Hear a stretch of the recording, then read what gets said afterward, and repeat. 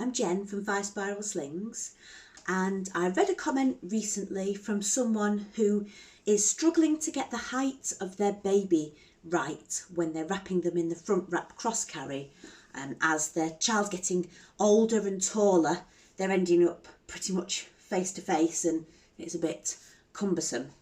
So I thought I'd show you the way that I manage to get the height right, especially as they're getting older. Obviously this is my demo doll because my children are too old to be wrapped now. So when I'm starting the carry, start as normal, find the middle marker, get it over my shoulders,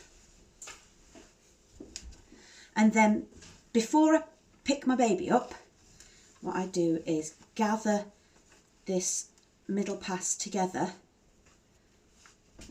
and work the slack out.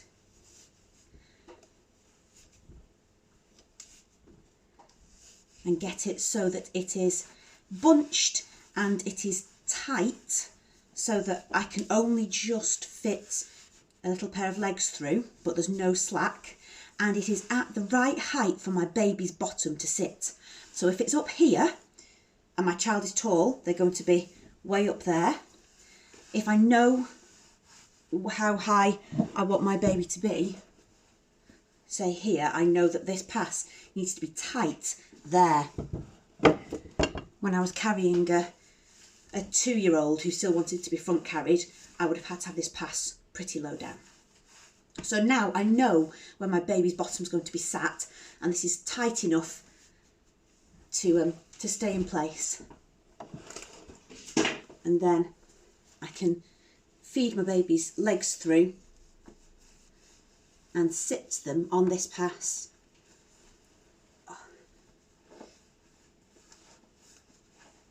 So that they are starting off at the right height.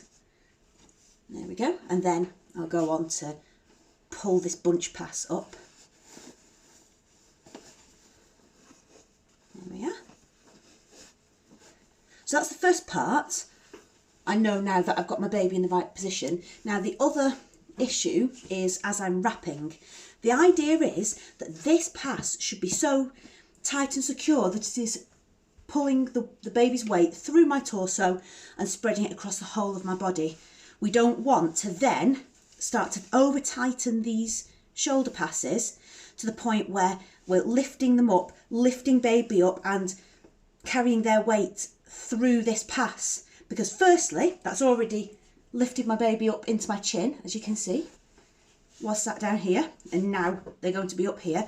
And secondly, that's going to move the way that the baby's weight is carried, and it's going to put it onto my shoulders, and I don't want that. I want it to be still spread across my back. So although I'm going to tighten this so that I've got all the slack out, I'd already tightened this pass so much that I don't then have to start doing more to it. I just want to make sure that there's no extra trapped in the carry, that I've wiggled it out.